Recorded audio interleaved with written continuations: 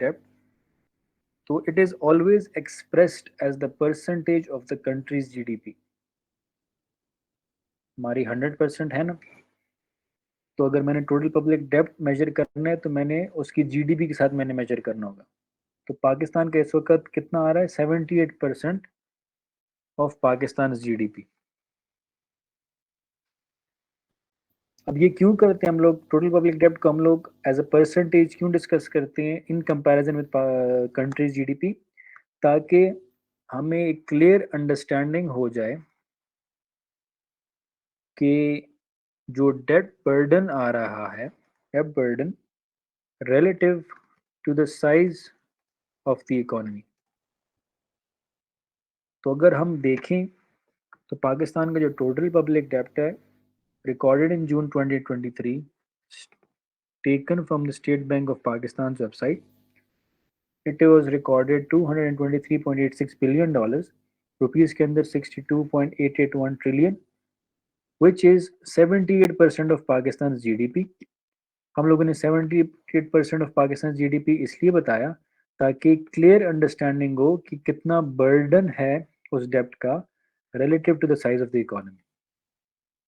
मिसाल के तौर पे अगर पाकिस्तान 100% इकोनॉमी है तो उस 100% में 78% हमारे ऊपर डेब्ट बर्डन है। Is this a good thing और is this a bad thing?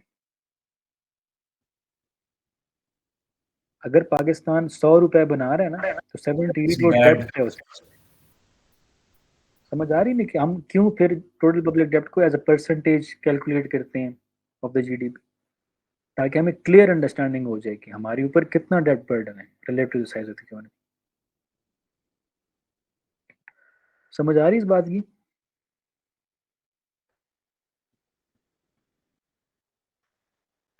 Clear? जी अब पाकिस्तान का डेब्ट टू जीडीपी रेशियो कितना है? पाकिस्तान का डेब्ट टू जीडीपी रेशियो जो है दैट इज 78%, ऑब्वियसली डिस्कस्ड। सही? ये डाटा का आपने कहीं से लेना है, this is according to IMF. सही है? और आईएमएफ ने ये प्रिडिक्ट किया है कि at the end of fiscal year 2024, at the end of fiscal year 2024,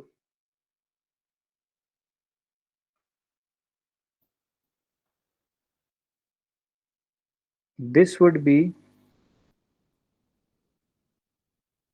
84.1%।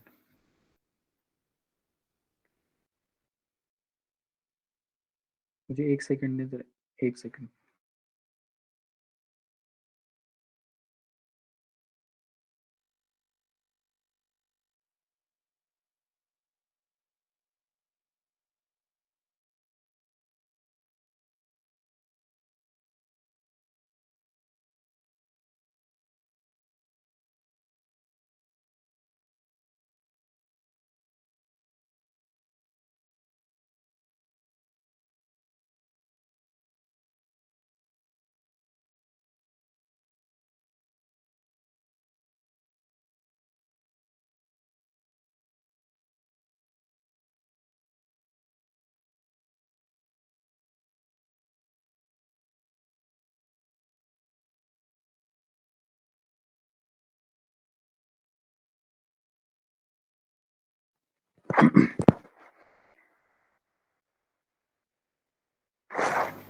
अच्छा, उसके बाद हमारे पास जो राइजिंग डेब्ट के बाद जो मेजर इशू आ रहा है 4th नंबर पे, that is low growth. Low growth किस वजह से आ रहा है? ऑब्वियसली दैट इज इन और एनर्जी सेक्टर। ये जो एनर्जी सेक्टर का जो सारा मसला चल रहा है ना, एनर्जी क्राइसिस का, वो मैं इकोनॉमी में नहीं पढ़ाऊंगा। एनर्जी क्राइसिस का हमारा पूरा एक लेक्चर होगा, और वो ही एनर्जी क्राइसिस के जो आर्गुमेंट्स होंगे वो इकोनॉमी के अंदर आप यूज़ कर सकते हो, लेकिन उसको मैंने इसलिए डिफ्रेंशिएट किया क्योंकि energy crisis is itself a very big topic, very distinct topic. तो उसको इकोनॉमी के अंदर मिक्स नहीं करना, उसको हम लोग दो डिफरेंट तरीकों से पढ़ेंगे, इकोनॉमी को अलग, एनर्जी को अलग। फिर आप दोनों के आर्गुमेंट्स इंटरचेंजेबली यूज़ करते हो, आपकी मर्जी, आपकी क्रिएटिविटी के ऊपर है। सही? अब लो ग्रोथ के क्या मसले हैं, एनर्जी के मसले हैं, सही है, वो हम लोग पढ़ेंगे आगे जाकर। एंड पॉलिटिकल इंस्टेबिलिटी के मसले हैं, सही है, पावर्टी की वजह से, अनएम्प्लॉयमेंट की वजह से। अब मुझे बात बताओ, ये जो सब कुछ है, जो हम लोगों ने सारे पॉइंट्स पढ़े, आप लोगों ने तो ये सारे पॉइंट्स बताए थे ना, लेकिन what did we do over here, हम लोगों ने स्ट्रक्चर्ड कर दिया, हम लोगों ने हर पॉइंट को अपने बकायदे एक स्ट्रक्चर के अंदर डाल दिया। अगर हाई इन्फ्लेशन है तो वो ये, डिप्रिशिएटिंग करेंसी है तो ये, डेब्ट का मसला है तो ये डेब्ट है सारे, ये मसला चल रहा है, किस वजह से चल रहा है, क्या चल रहा है, कितना चल रहा है, सब कुछ। लो ग्रोथ है तो ये मसला है, सही है।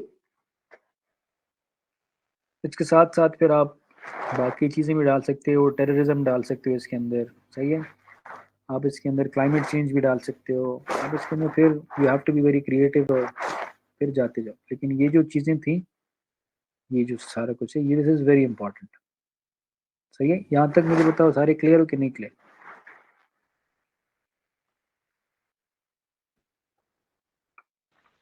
जी सर, क्लियर है। ओके,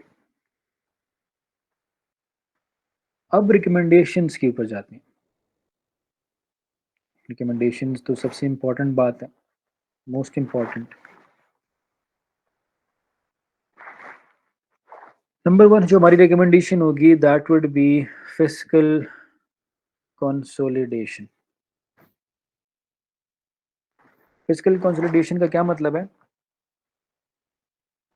कि जो पब्लिक स्पेंडिंग है ना, उसको रैशनलाइज किया जाए, रैशनलाइजिंग पब्लिक स्पेंडिंग। मैं आप लोगों को एक सिंपल मिसाल बताता हूँ। पेशावर के अंदर मेजरली जो मेरे स्टूडेंट्स हैं किप्स के हैं, तो ये हम लोग किप्स की तरफ जाते हैं ना, तो इधर एक चौक आता है। इस चौक के अंदर अभी रिसेंटली एक डेवलपमेंट हो रही थी, जो वो पता नहीं क्या बना रहे थे, अभी तस्वीरें भी लगाई हैं लोगों ने। तो मुझे बताएं कि एक कंट्री के पास जब पैसे नहीं हो, और वो वैसे ही बस कंक्रीट की दीवारें खड़ी कर रही हैं जिसका कोई तुक ना बनती हो, आप क्या कहोगे उसको? Is this wise public spending? No sir. मतलब वो भेटनी चौक के पास जो वे लोग, वो सिर्फ वो क्या कहते हैं उसको, कंक्रीट की दीवारें खड़ी कर रहे हैं, उसके ऊपर ये लोग पेंट कर रहे हैं। मतलब at times of economic crisis बहुत बड़ा बजट इसके ऊपर लगाया होगा, क्या इस चीज़ की कोई तुक बनती है? अब ये सर मैं छोटी सी पेशावर की बात कर रहा हूँ, फिर आप पिंडी और इस्लामाबाद को छोड़ दो, फिर आप फैसलाबाद, गुजरांवाला और लाहौर को छोड़ दो, फिर आप कराची को छोड़ दो, उधर कितना ज़्यादा होता होगा? इधर इतनी चीज़ की तुक नहीं बनती, वहाँ पे इन लोगों ने बस वैसे ही चीज़ें बनाना स्टार्ट कर दी। Is this wise public spending? It is not wise public spending. हम लोगों ने, गवर्नमेंट ने एक काम ज़रूर करना है, दैट गवर्नमेंट ने आइडेंटिफाई करने areas for potential cuts. The government has to identify कि कहाँ पर उनसे ज़्यादा पैसे लग रहे हैं जिधर उनकी ज़रूरत नहीं है, और कहाँ से उनको पैसे लेने चाहिए और वो नहीं ले रहे। ये मैं आगे जाके एक्सप्लेन करूंगा। अभी अभी मैं आपको बहुत रैंडम रिकमेंडेशंस दे रहा हूँ, फिर मैं आपको बहुत स्पेसिफिक रिकमेंडेशंस दूंगा। सेकंड नंबर पे, we have to stabilise the exchange rate. हमने अपने एक्सचेंज रेट को स्टेबिलिटी के ऊपर लेके आना है। हमारी एक्सचेंज रेट स्टेबल नहीं होगी, हमारे कंट्री के अंदर कोई इन्वेस्टमेंट करने को तैयार नहीं होगा। There is a concept in economy जिसको हम लोग कहते हैं इन्वेस्टर कॉन्फिडेंस। इन्वेस्टर कॉन्फिडेंस का इंडिकेटर जब ऊपर जाता है तो इन्वेस्टर बाहर से आपकी कंट्री के अंदर आके इन्वेस्टमेंट करते हैं। जब एक्सचेंज रेट की स्टेबिलिटी नहीं है तो इन्वेस्टर क्यों आपकी कंट्री के अंदर आकर इन्वेस्टमेंट करे? मेरी बात की समझ आ रही है? और एक्सचेंज रेट को स्टेबल करने के लिए अभी बहुत पॉलिसीज आई हुई हैं अभी, क्योंकि आप लोग सारे बहुत अच्छे स्टूडेंट्स हो, आप लोग बहुत मेहनत करते हो, आप लोग न्यूज़ रोजाना पढ़ते हो, तो आप लोगों को ये बात पता होगा। ऐसा ही है ना कि कौन कौन सी पॉलिसीज आ रही हैं? हाँ ईशा, रामा, अरसलान, सर अब्दुल्ला। थोड़ी थोड़ी देखते हैं बस। थोड़ी थोड़ी देखते हो ना, बस सर की क्लासेस ले ली हैं, बस सर तैयार न्यूज़ पढ़ रहे होंगे, सर पढ़ा रहे हैं, बस सर न्यूज़ नोट्स बना के ना बस तैयार दे देंगे, बस हम चिल करेंगे। न्यूज़ जरूर पढ़ा चिल तो करें। नहीं कर रहे सर, लेकिन बस न्यूज़ थोड़ी थोड़ी देख रहे हैं। न्यूज़ के अंदर ना बहुत ज़्यादा रिफॉर्म्स आ रहे हैं। अच्छा, तो आपने न्यूज़ अगर नहीं पढ़ी ना तो आपसे बहुत चीज़ें मिस हो रही हैं। खैर, अभी तक जितनी भी न्यूज़ आई हुई हैं उससे मैंने पॉइंट्स उठाए हुए हैं, तो इट वुड बी, मतलब ये जो इकोनॉमी की क्लास है इसमें से फॉर द लास्ट 6 मंथ जितनी भी इकोनॉमी के ऊपर आर्टिकल्स हैं वो कवर हो जाएंगे आपके इस क्लास के अंदर। सही है? Okay sir. अच्छा, उसके बाद very good Sikandar, SIFC spelling बताओ इसी छाप।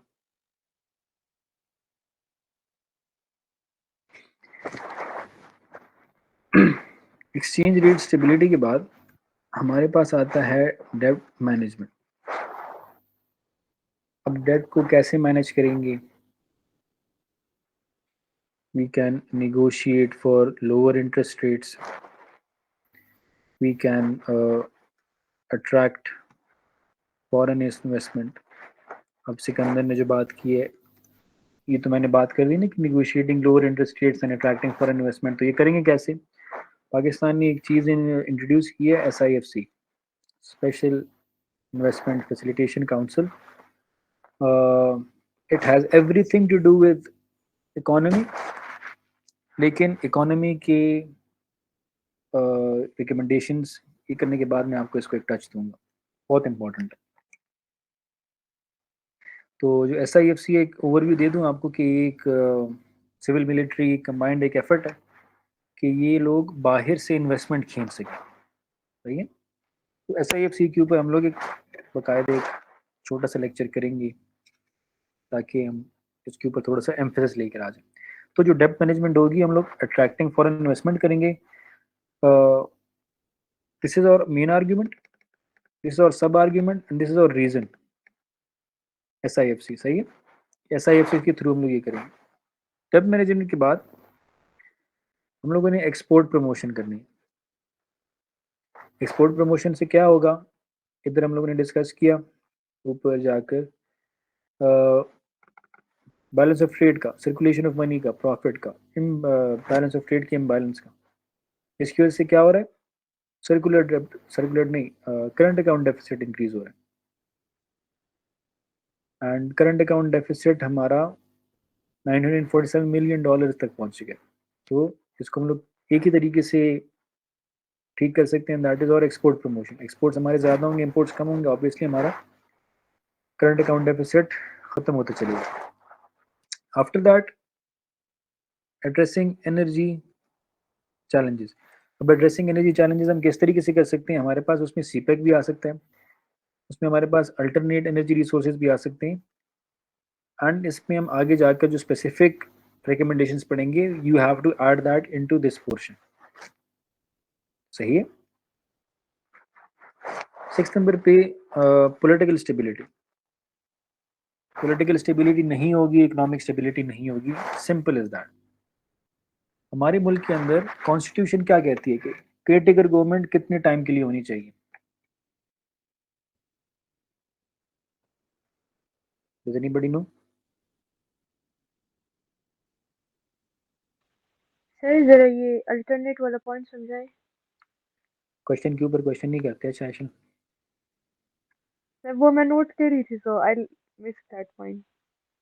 सॉरी। अच्छा, अल्टरनेट एनर्जी रिसोर्सेज का मैं बात बता रहा हूँ कि एड्रेसिंग एनर्जी चैलेंजेस हम लोग किस तरीके से कर सकते हैं कि आपके पास CPEC का भी ऑप्शन है, आपके पास सऊदी का भी ऑप्शन है, आपके पास ये अल्टरनेट एनर्जी रिसोर्सेज का भी ऑप्शन है, तो आप एनर्जी चैलेंजेस को इस तरह एड्रेस कर सकते हो।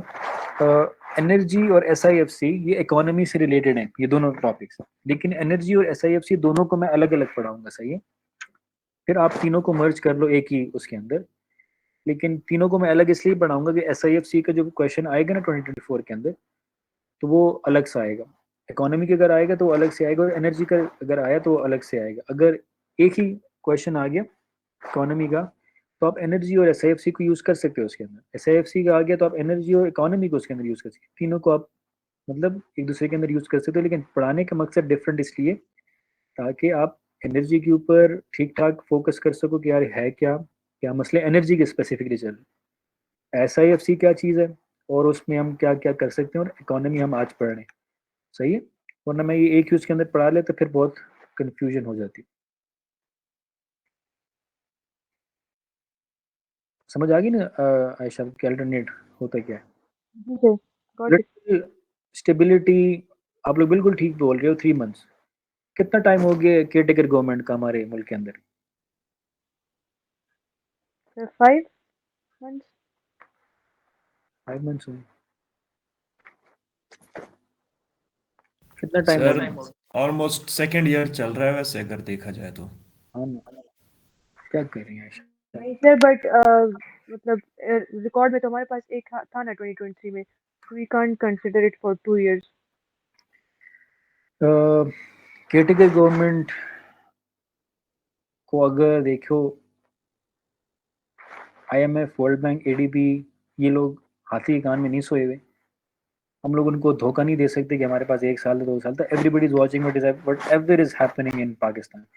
अभी जो हम लोग, चलिए ये ख़त्म करते हैं ना, मैं फिर आपको बताता हूँ कि IMF और वर्ल्ड बैंक क्या क्या रहे हैं अबाउट और पॉलिटिकल इंस्टेबिलिटी। सही है, आपको अंदाज़ा हो जाएगा हम जो स्पेसिफिक रिकमेंडेशंस और न्यूज़ से जो मैंने रिकमेंडेशंस उठाए हैं और वो चीज़ें उठाई हैं, वो जो डिस्कस करेंगे ना, उसमें आपको अंदाज़ा हो जाएगा कि पाकिस्तान का जो पॉलिटिकल इमेज है वो किस तरह जा रहा है, और इन्वेस्टर कॉन्फिडेंस का जो जॉर्गन मैंने आपको यूज़ किया वो कितना लो हो चुका है।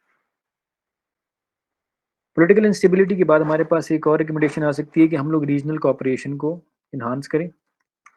रीजनल कोऑपरेशन के बाद हम लोग इन्हांसिंग टैक्सेशन, लेकिन इन्हांसिंग टैक्सेशन नहीं कि ये बस गैस का बिल ₹1,00,000 आ गया और बिजली का बिल ₹2,00,000 आ गया, है ना बिलावल? इस तरह नहीं हो सकता सर। टैक्सेशन उधर करनी है जहाँ पर ज़रूरी है, और कहाँ पर ज़रूरी है। एक आर्टिकल बार बार रिपीट हो रहा है और मुझे लगता है कि ये इसका आर्गुमेंट होना ज़रूरी है आपके इकोनॉमी के अंदर, रिकमेंडेशन के अंदर, very important, and that is taxing agriculture. अभी हम पढ़ेंगे, ये मैंने न्यूज़ से उठाया आप लोगों के लिए, इट्स वेरी इंपॉर्टेंट। ये थे हमारे ब्रॉडर सेंस में रिकमेंडेशंस। अब न्यूज़ से जो रिकमेंडेशन पॉइंट्स उठाए हैं उनके ऊपर ज़रा फोकस करते हैं। सबसे पहला, टैक्सिंग एग्रीकल्चरल इनकम्स। ये एक आर्टिकल था डॉन के ऊपर।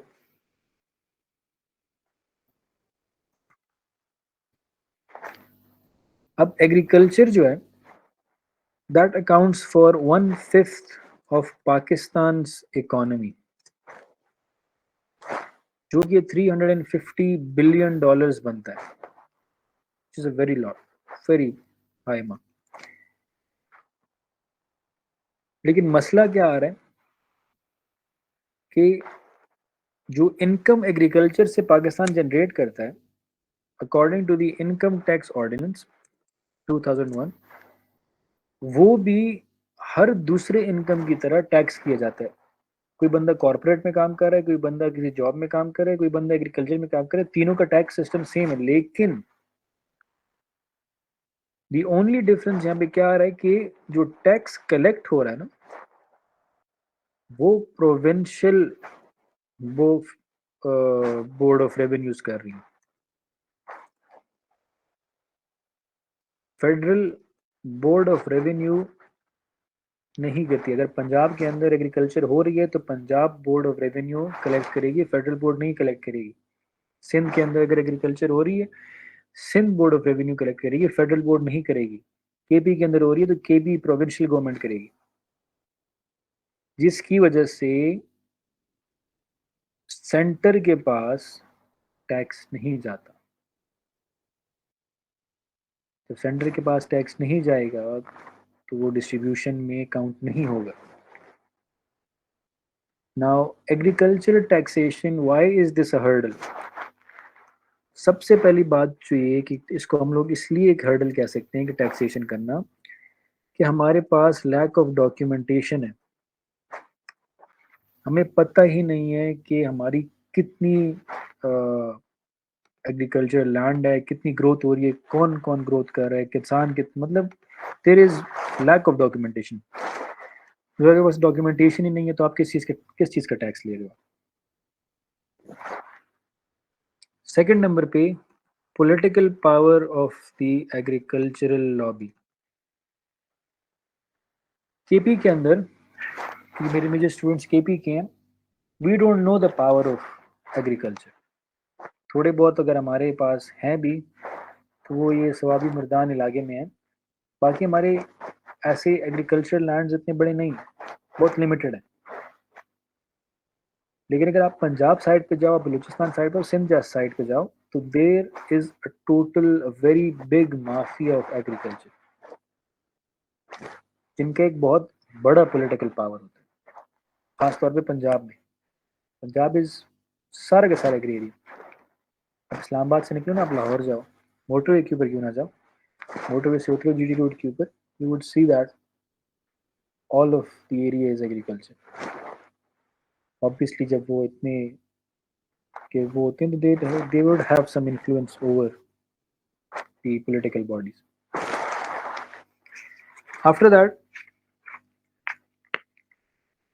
इसको हम लोग टैक्स कैसे कर सकते हैं? अब हम लोगों ने रिकमेंडेशन पॉइंट्स के अंदर अगर मैंने बता दिया ना कि टैक्सिंग एग्रीकल्चरल इनकम्स, तो मैंने फिर ये भी बताना है प्रॉब्लम्स का, फिर मैंने ये भी बताना है कि कैसे कर सकते हैं।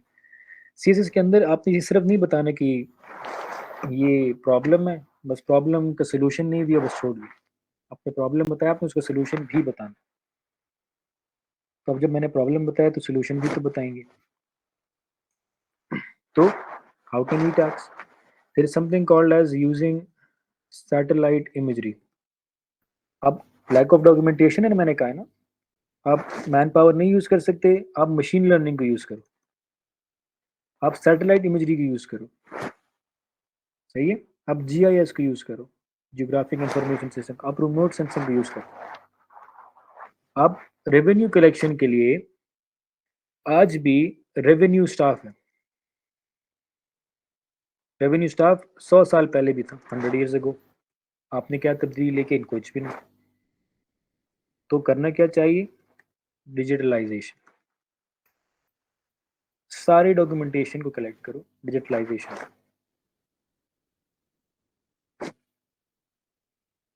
सही है।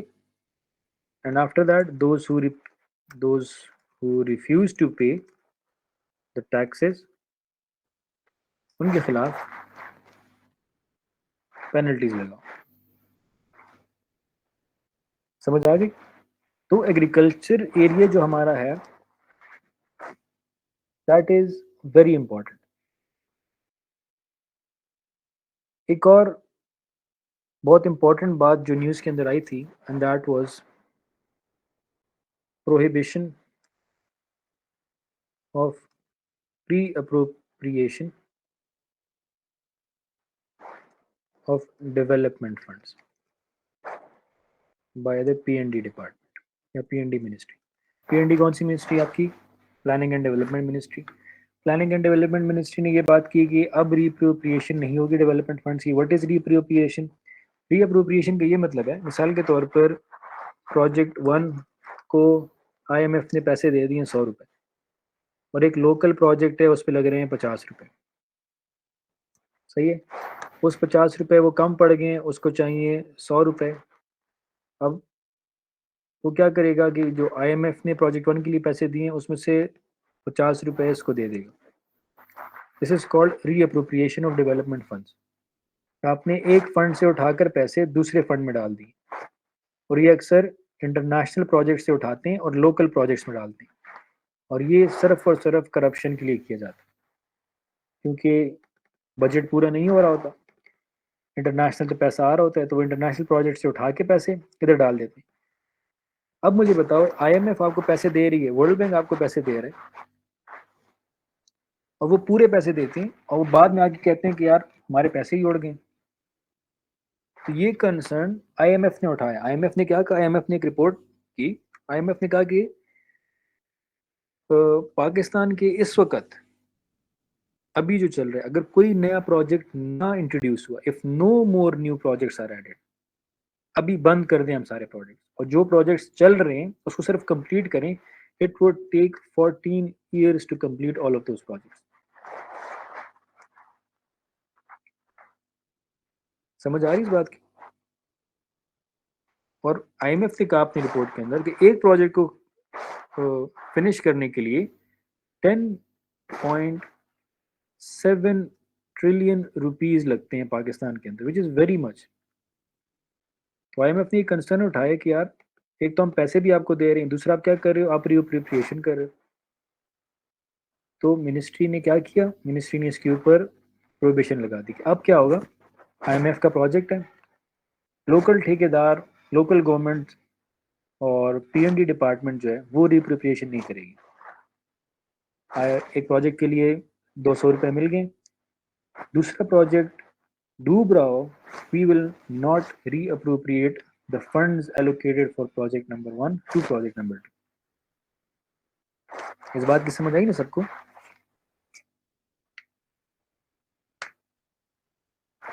सबको ये बात क्लियर है कि नहीं? This is very important recommendation point, steps already taken, बहुत आप इसको यूज कर सकते हो। सही है सर जी?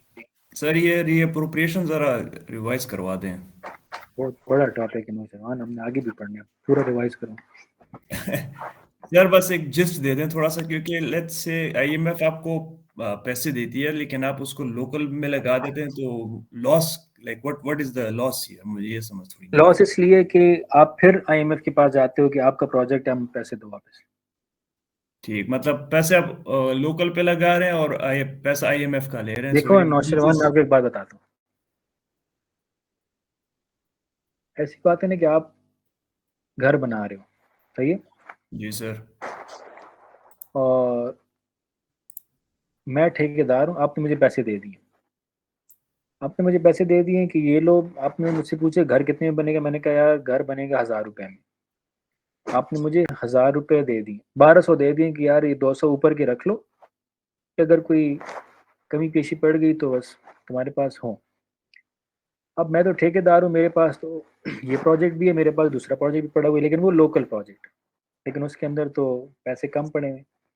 तो अब मैं क्या करता हूँ कि मैं कहता हूँ चलो ठीक है, इसका काम भी चले, मेरा काम भी चले, मैं 500 रुपये से घर में लगाता हूँ और 500 रुपये मैं लोकल वाले में लगा दूंगा। जब तक वो लोकल के फंड आएंगे मेरे पास, तो फिर मैं इसको वापस कर दूंगा। अब लोकल के फंड कब आते हैं कब नहीं आते, उसकी वजह से क्या हो जाता है, आपके घर भी स्टॉल हो जाते, बंद हो जाते। ठीक है, आप समझ समझ गया गए? सर, पूरा सदम। तो होता ये है कि आईएमएफ के प्रोजेक्ट तो वो पूरे पैसे देते हैं, लोकल प्रोजेक्ट्स फंड नहीं होते, गवर्नमेंट के पास तो पैसे नहीं होते, तो वो क्या करते हैं, वो आईएमएफ के प्रोजेक्ट से, वर्ल्ड बैंक के प्रोजेक्ट से पैसे लोकल प्रोजेक्ट्स में लगाते हैं। ये कहते हैं कि जब लोकल के चेक हमारे रिलीज होंगे तो हम लोग वो वापस दे देंगे आपको। और वो कब रिलीज होंगे खुदा जाने। हाँ, वो कब रिलीज होते हैं, वो कभी रिलीज होते हैं, क्योंकि लोकल गवर्नमेंट के पास पैसे होते ही नहीं। होते नहीं है, ठीक है सर, समझ तो गया। उसकी वजह से क्या हो जाता है, वो आईएमएफ का प्रोजेक्ट भी रुक जाता है। ठीक है sir. Clear? Yes sir. So this is a very good point कि आपने जरूर लिखना है। उसके बाद there is a global rating agencies, दुनिया की 3 बहुत बड़ी ग्लोबल रेटिंग एजेंसीज हैं, उसमें से एक जो सबसे बड़ी एजेंसी है, one of the biggest, it's name is Fitch. Fitch ने पाकिस्तान का जो डिफॉल्ट रेटिंग था वो सीसीसी माइनस से कन्वर्ट करके सीसीसी कर दिया, and it is a good thing. और ये सीसीसी माइनस से ट्रिपल सी पे इसलिए किया, it was only after the approval of the IMF standby agreement, जो agreement हुई $3 billion की।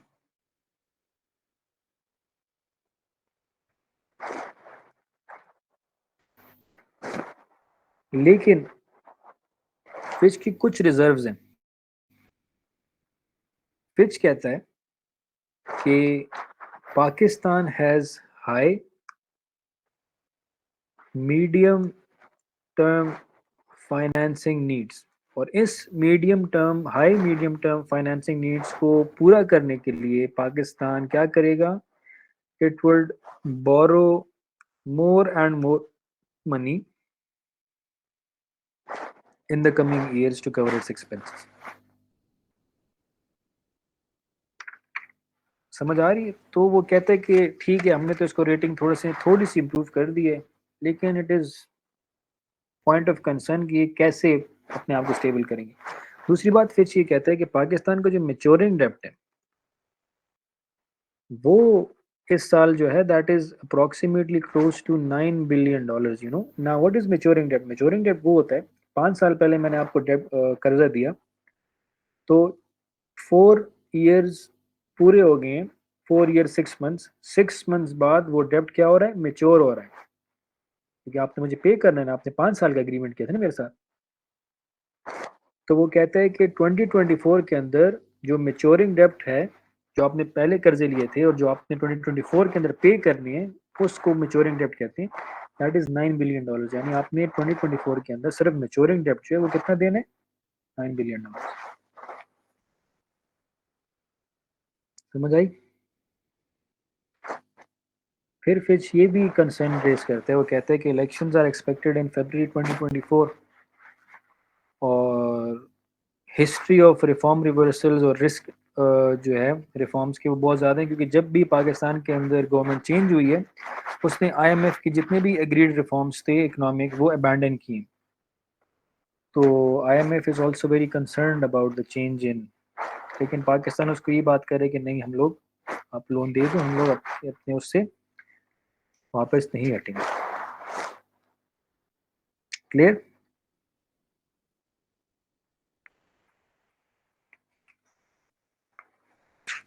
क्लियर है यहाँ तक? Yes, sir. Okay, this was all about democracy, not democracy, sorry, economy। मैं आप लोगों को इकोनॉमी की इम्पोर्टेंस बताई, कैपिटलिज्म कम्युनिज्म के बताया, पाकिस्तान के इकोनॉमिक चैलेंजेस के बताया डिटेल से, सर्कुलर डेब्ट, करंट अकाउंट डेफिसिट, रिकमेंडेशंस, फिर न्यूज़ से जो इम्पोर्टेंट चीज़ें थी वो उठा के आपको बताई, स्टैट्स आपको दिए, रेफरेंसेस आपको दिए। Any questions?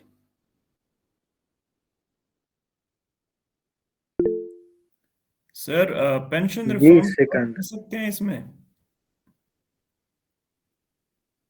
हर कुछ लिखो ना उस्मान, जो न्यूज़ के अंदर आ रहा है, तो मैंने आपको सिर्फ ऊपर ऊपर से बता दिया ना, ऊपर ऊपर से नहीं, ठीक। बल्कि बहुत डिटेल से बताया मैंने आपको। नहीं नहीं सर, काफी अच्छे पॉइंट्स बताए हैं। तो पेंशन रिफॉर्म के अगर पॉइंट्स हमारे पास वायबल पॉइंट्स हो वो तो डाल सकते हैं ना? पेंशन रिफॉर्म्स का आपने क्या करना है? बुढ़े हो गए हो बस, ठीक है ना, बस उनको, उनका इकोनॉमी में क्या ताल्लुक है? वो तो उल्टा लेंगे इकोनॉमी से। व्हाट डज वही मैं पेंशन बोल रहा हूँ रिफॉर्म? सर कि जो लॉसेस हो रहे हैं पेंशन्स में और जॉब्स वगैरह में, खैर वो पॉइंट्स मतलब अगर स्टैट्स वगैरह के साथ हो तो आ सकते हैं इसमें।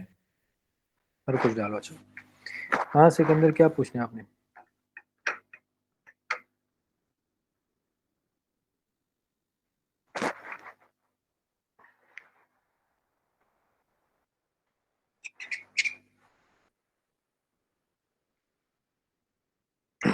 प्रोविंशियल और फेडरल के अपने कैडर्स होते हैं, अपने सब्जेक्ट्स होते हैं जिधर से वो टैक्स कलेक्ट करते हैं, सही है? कुछ सब्जेक्ट प्रोविंस को दिए हुए हैं, कुछ सब्जेक्ट फेडरल को दिए हुए हैं। तो जो सब्जेक्ट्स फेडरल के हैं वो उधर से कलेक्ट करेंगे फंड्स, जो सब्जेक्ट प्रोविंसेस के हैं वो उधर से कलेक्ट करेंगे, सही है? अब वो सब्जेक्ट्स आप देख लो कि कौन कौन से सब्जेक्ट्स हैं जो प्रोविंसेस के जैसे वो टैक्स कलेक्ट करते हैं, जो सब्जेक्ट्स फेडरल की वजह से कलेक्ट करते जी सर, ये तो फंड्स की बात होगी। सर मैं टैक्स की बात भी यहाँ पे मेंशन करना चाह रहा हूँ कि ये जो टैक्सेस होते हैं, प्रोविंसेस के टैक्सेस जो है अलग है। अभी कहते हैं कि केपी का टैक्स जो है वो जो है वो ज्यादा है, डेप्थ भी उसके जो है वो ज्यादा है एज कम्पेयर टू जो अदर प्रोविंसेस है सर उसके। तो इसमें जरा कंफ्यूजन हो रही है कि हमारा डेथ किस तरह जाता है। मुल्क तो हमारा एक ही है, ठीक है, तो ओवरऑल टैक्स जो क्या कहते हैं। वो हैं। पॉलिसीज के ऊपर आता है ना। अब पंजाब के अंदर एग्रीकल्चर है तो वो उस हिसाब से बैलेंस करते हैं। केपी के अंदर अब जो भी है, पानी है, बिजली है, डैम्स है, जो भी है वो उसकी तरफ से होता है। मुल्क तो एक है लेकिन there are different means of production. सही है, सिंध की अपनी प्रोडक्शन है, पंजाब की अपनी प्रोडक्शन है, केपी की अपनी गिविंग एंड टेक है। तो जितना वो अच्छा गिव करेंगे टेक करेंगे वो डिफरेंस है ना। सर, ये डेथ जो है प्रोविंसेस का डेथ जो है ये कहते हैं कि अलग है एज कम्पेयर टू जो सेंटर का डेथ है वो अलग है। तो सर प्रोविंसेस को आईएमएफ अपना अकेला जो है वो डेथ देते हैं इस तरफ, ये कंफ्यूजन यहाँ पे हो रही है कि हमारा केपी का डेथ जो है वो ज्यादा है, तो हमारा केपी जो है वो इंटरनल डेथ लेता है स्टेट बैंक ऑफ पाकिस्तान से कि नहीं वो एक्सटर्नल डेथ लेता है। सर इस बारे में जरा मुझे बता दें, पहली कंफ्यूजन है पहली बात तो ये सिकंदर के IMF डेथ नहीं देता। सही है, डेथ इसराइल अलैहिस्सलाम देते हैं, IMF डेथ देते हैं। दूसरी बात ये यही सर, हम टाटू पे पड़े हुए हैं सर, तो प्रोनाउंसिएशन हमारी इतनी अच्छी नहीं है, लेकिन बस सर आप लोगों जैसी जो है ट्राई कर रहे हैं, मिमिक कर रहे हैं, जो आप बताते हैं वही सही हम है जी, करते हैं सर, आप लोगों के नक्शे कदम पे चल रहे हैं। सही है जी, मेहरबानी। केपी डेट नहीं ले सकता। अच्छा, गवर्नमेंट लेती है इंटरनेशनली। केपी के प्रोजेक्ट्स फंड हो सकते हैं लेकिन वो भी अगर गवर्नमेंट की इजाज़त हो तब। उसके अलावा केपी के पास इतनी पावर नहीं है कि वो सिंगुलरली इंटरनेशनली कोलैबोरेट करे। प्रोविंशियल गवर्नमेंट होती है, वो फेडरल, उसके पास जो सब्जेक्ट है वो फॉरेन अफेयर्स का सब्जेक्ट उसके पास नहीं है। फॉरेन अफेयर्स मिनिस्ट्री जो है वो फेडरल के पास है, तो ये एक सारा काम फॉरेन मिनिस्ट्री का होता है। ठीक है, डिप्लोमेटिक रिलेशंस आपके federal reserve subject. Provincial government का जो हाथ होता है वो एक्सपैंड नहीं होता towards IMF and world bank. ADB ये सब कुछ जो है ना ये फेडरल गवर्नमेंट के साथ होते हैं। फेडरल गवर्नमेंट फिर एलोकेट करती है ये सारा कुछ, डायरेक्ट करती है। समझ आई? ठीक हो गया सर। और किसी के क्वेश्चंस तो नहीं है? क्लास की समझ आई कि नहीं आई? थका दी है मुझे तुम लोगों ने, सर इतनी लंबी क्लास मैंने कभी नहीं ली। जी आयशा। सर आपने स्टार्ट में जो कैपिटलिज्म और कम्युनिज्म का बताया था, तो उसको हम इकोनॉमी से कैसे देख सकते हैं? क्योंकि प्राइवेट ऑनरशिप को। कैपिटलिज्म जो है ना उसका इकोनॉमिक निज़ाम जो है, इकोनॉमिक लिबरलिज्म है। कम्युनिज्म जो है वो सोशलिज्म है। वो मैं सिर्फ आपको दो निज़ाम का बता रहा था कि इकोनॉमी की दो कौन कौन से सिस्टम्स एग्जिस्ट करते हैं आजकल के दौर में। Okay sir. सही है। सर ये सर रीजनल कोऑपरेशन का आपने बताया सर, चलिए इनका क्वेश्चन एड्रेस करना फिर। एड्रेस हो गया। सही। रीजनल कॉपरेशन का मतलब ये था कि आप ईरान के साथ टाइज ठीक करो, आप सऊदी के साथ टाइज ठीक करो। रीजनल खैर सऊदी नहीं आता लेकिन फिर भी आप CPEC, ये चाइना के साथ, इंडिया के साथ, अफगानिस्तान के साथ। फिर बाकी जो क्वेश्चन हो व्हाट्सएप कर दें मुझे। सही है, मैं जवाब नहीं दूंगा। अल्लाह हाफिज़। Thank you sir. Okay sir, thank you. Okay sir, अल्लाह। एक लास्ट